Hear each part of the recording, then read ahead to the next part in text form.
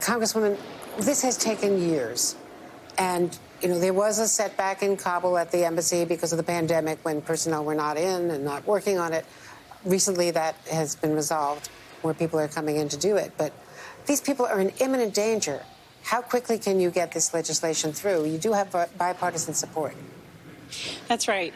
Well, Andrea, tomorrow we'll be voting on a bill to ensure that we can bring far more Afghan interpreters out of harm's way and recognize this tremendous sacrifice that they and their families have made in their devotion to and support of U.S. military operations.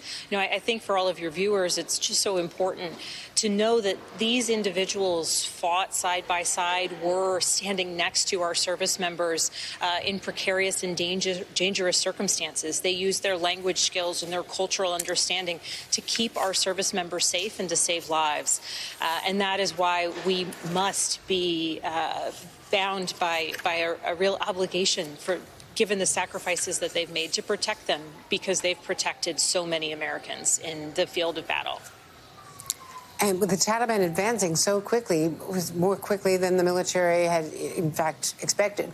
The government and Taliban negotiators are meeting in Doha this weekend, but none of those meetings have done very much to protect people who are vulnerable. No progress came out of those talks so far.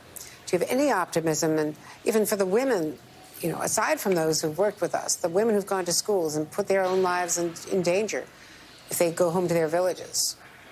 Well, the significance of the legislation that we'll be passing tomorrow is that it is wholly bipartisan. There is a broad and significant understanding of the need to protect the interpreters and their families, those who supported U.S. military operations, to recognize the commitment that they showed our service members in Afghanistan. And notably, I am so passionate about this issue, not just because I have a background in national security during my time with CIA, but because for the past couple of years, I've been hearing about this issue from the service members and the veterans I represent, particularly Vietnam veterans who first raised the issue of special immigrant visas with me because they recognized that when we left the conflict in Vietnam, we didn't keep all of the promises that we made, and they certainly wanted to see the next generation of interpreters and those who've given such support to American military operations to receive, the support and the protection that they in fact deserve and certainly have earned.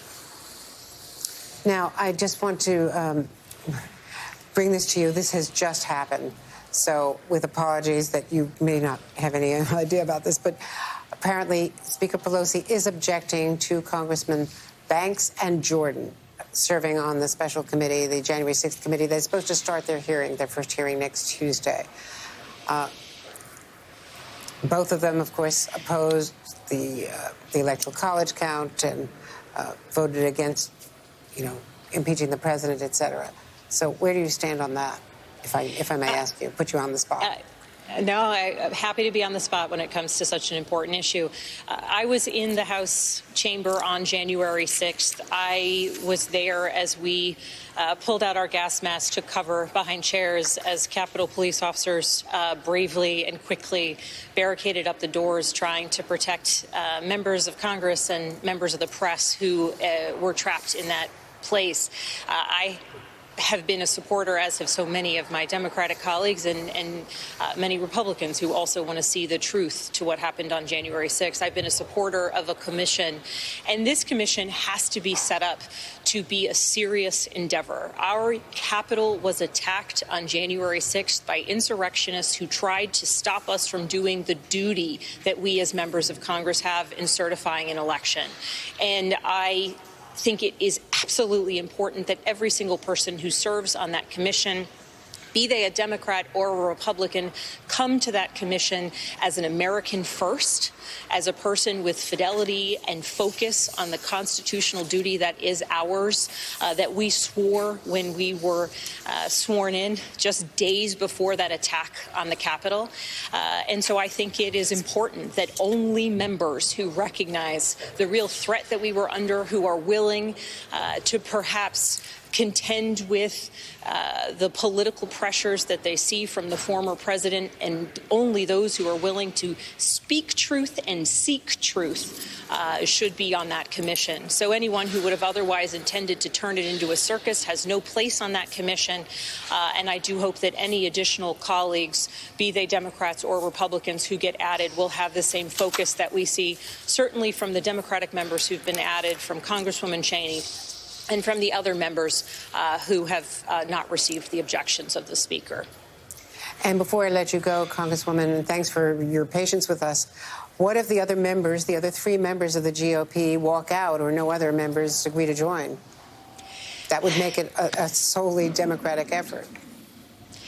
Well, we have Congresswoman Cheney, who until her recent ejection from leadership within the House Republican Conference, was the 3rd highest ranking member of Republican leadership.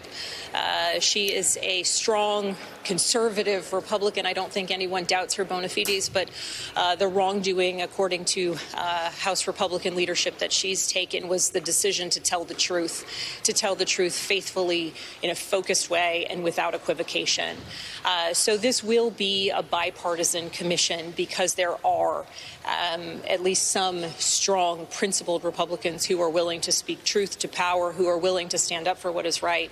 Hopefully it will be more than just Congresswoman Cheney among those ranks. But in any case, the members who've been appointed to this commission, they are serving as Americans first. And they are committed to, and they must be committed to, telling the truth of what happened on that day, but importantly, what made us vulnerable to get there.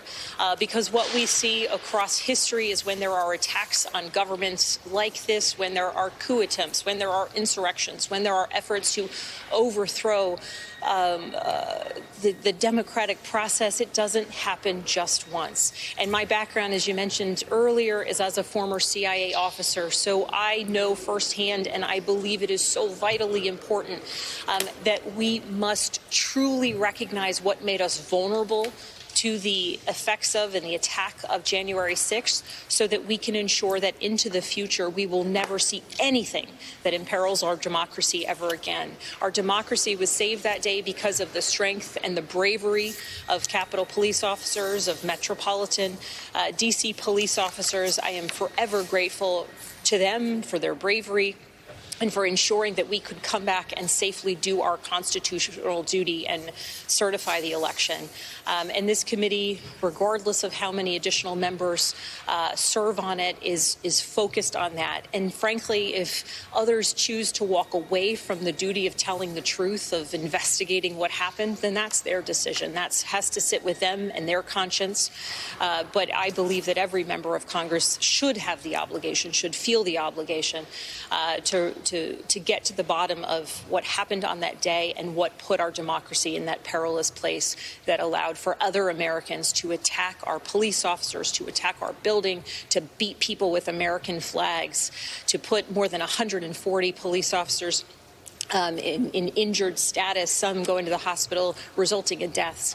And my hope is that the other members who've been appointed to the commission or the committee will do their duty, will seek to find the truth, and will help ensure that we're protecting our democracy into the future.